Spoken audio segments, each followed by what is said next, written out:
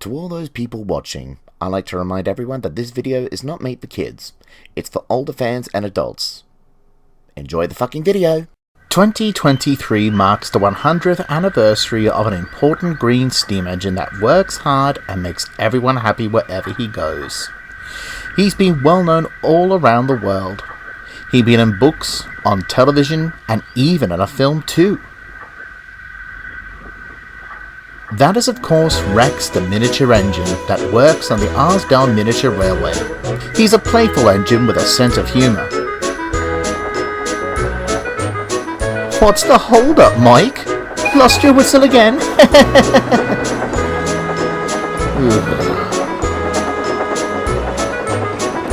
But Rex is a hard worker and a natural leader, although Mike has his opinion on that subject, but we're not here for that.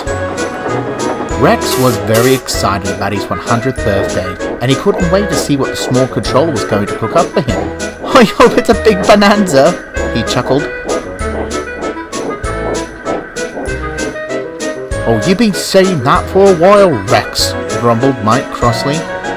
You sure are a bit ahead of yourself with your age, Mike.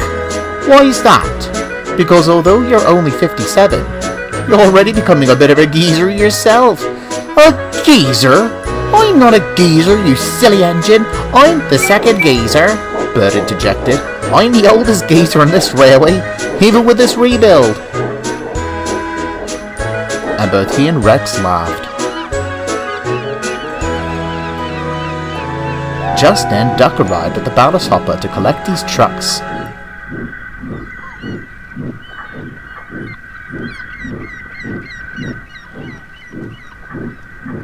He was very excited. Good morning, all. Have you heard the news? What news? Scott is going to come and visit our railway as part of his 100th birthday celebrations. The Fat Controller is organising a big celebration at Tidmouth to celebrate. It's going to be really exciting. Scott, you say?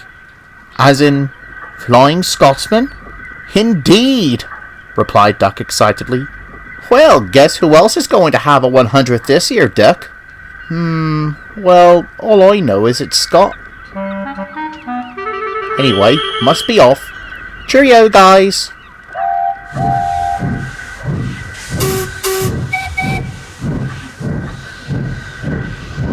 And he puffed away, leaving Rex gaped.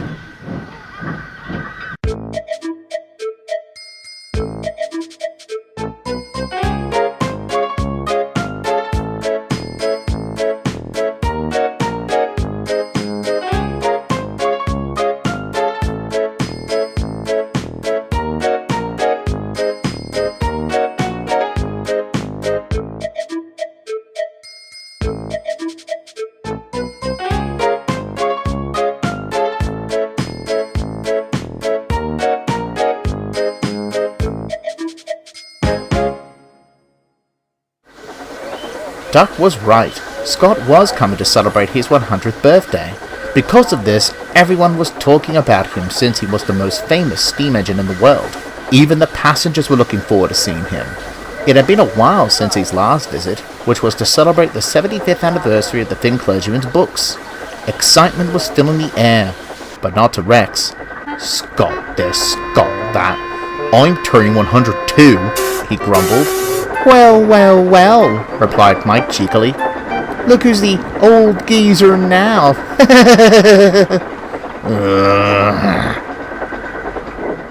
Rex felt like he couldn't catch a break anywhere with the mention of Scott, from the passengers, the engines, and even the coaches and trucks.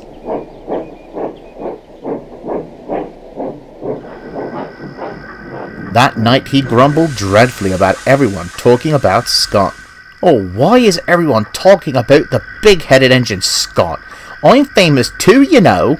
Jock and Bird could only sympathise, but Mike, despite his teasing, was fed up with Rex's bitterness.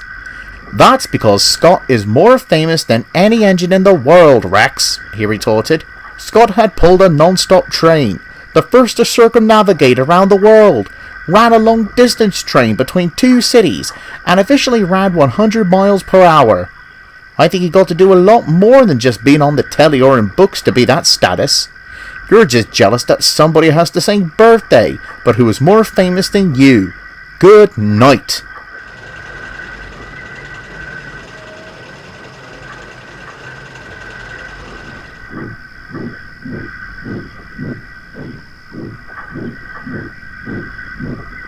Although Mike didn't mean to tell Rex to do all those literally, Rex had an idea. If Scott could do that, then I can do it too. And then he went to sleep. He arrived at the station, uncoupled from his train, turned around and ran round to the front of his coaches, ready for the return journey to the first station. He began to think over his plan as he puffed along the line.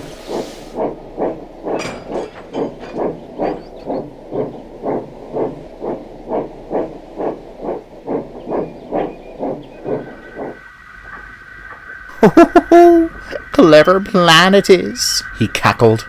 I can't circumnavigate the world, but I could do the other stuff. After that, his driver made his way to the men's room. His driver later returned. This is where Rex would put his plan into action. Driver, he called. What is it, Rex? The station master came while you were gone. He told me that a passenger is running late and we have to wait for him as he's really important, so we can't start the train. Right. Thanks for telling me that, Rex, replied his driver. But Rex smirked. Now we'll see who's the fastest, he thought slyly.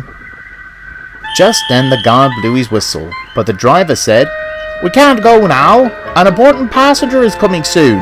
The guard was puzzled. He then blew his whistle again, but the driver said again, We can't go. The passenger hadn't arrived. What are you talking about? What important passenger? Then the passengers were growing restless.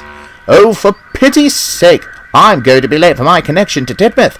I'll be late to the office, they grumbled. Right, I think they waited long enough. Looks like the important passenger will have to find other ways to transport himself, driver. You're right. And as he pulled the lever, Rex puffed away.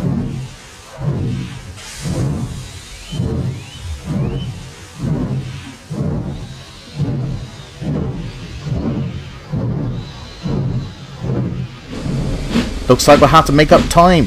We better make a run for it and have to miss the stops. The passengers will understand. Yes, I guess. Hee hee! Rex laughed. It's showtime!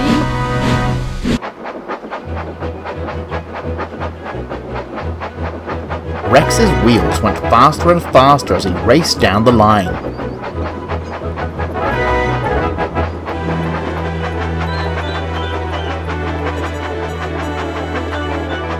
He came to one of the stations. Instead of stopping, Rex raced right through it, leaving the passengers both on and off the train very confused.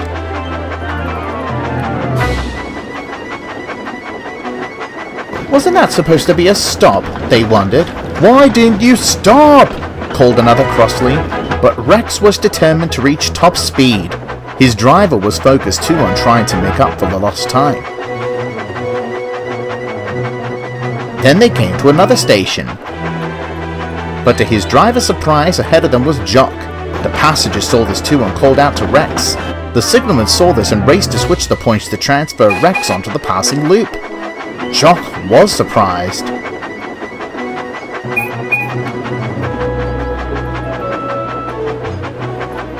Down the line he saw Mike with a bounce train. Rex blew his whistle. Out of the way! He called.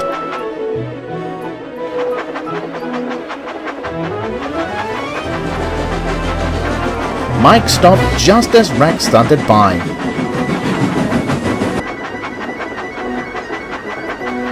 Hey, you took my path! Mike yelled, but Rex was out of earshot. He soon passed Bert, the Blister twins, and Sigrid, feeling very proud of himself as he arrived at the first station safe and sound.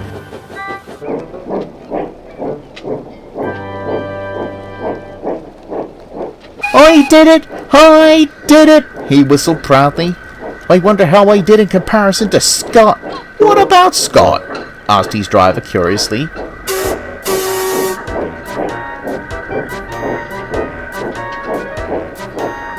Rex here thinks that running down the line like a reckless engine would be enough for people to give him attention because Scott also happens to have a centenary. The passengers angrily stormed out of the coaches in protest. Then the small controller arrived to settle down the commotion. Now, Rex, can you tell me why you were running non-stop? Poor Rex feels ashamed. He wanted to get away from his troubles but knew that it would be wrong to fib to the small controller. So he gulped and told the small controller his plan. Well, Rex, it seems that you were being reckless and had cost the passengers their ticket all because of your jealousy towards Scott. I am ashamed of you. You will stay in the shed and think about what you had done. No talk about a centenary from you, and I will speak to you later once I deal with the passengers while Sigrid looks after your work. So Rex puffed away to the shed in disgrace. No one talked to him for the whole day, including his driver, who was cross for Rex lying to him.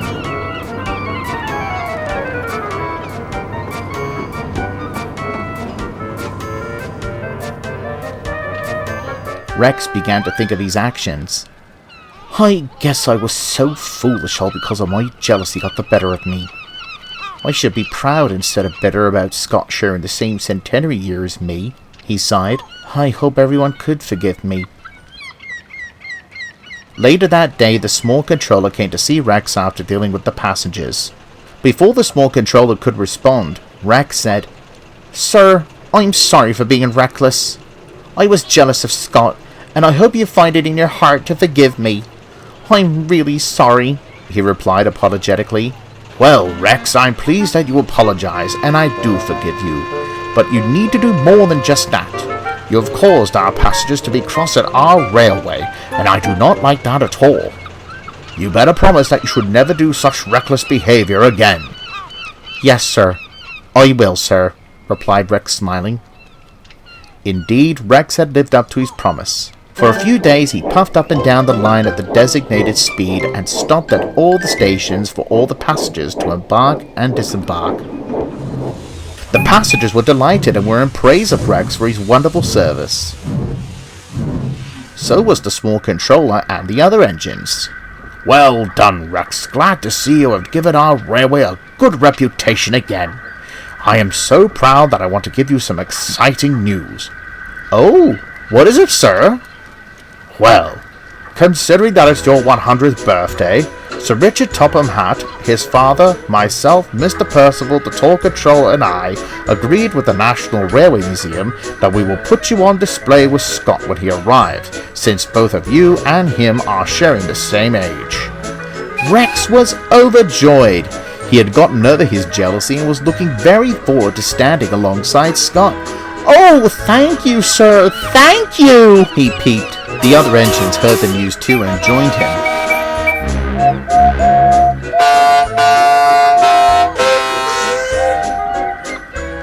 At last the day came, and in the yards of Tidmouth everyone was looking at Rex with their cameras and phones as Scott pulled into the yards alongside Rex.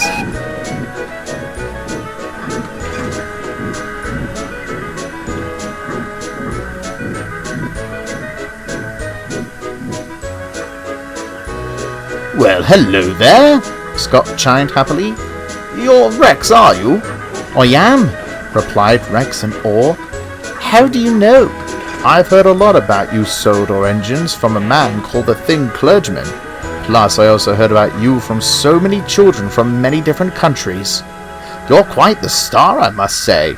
Oh, you're making me blush, coming from a famous engine like you. Oh, I may be famous, but all in all I am an engine still, just like you all. I try not to let my fame get the better of me. Rex smiled. Even though he was bitter about Scott at first, he could see that he wasn't as big-headed as he thought he was.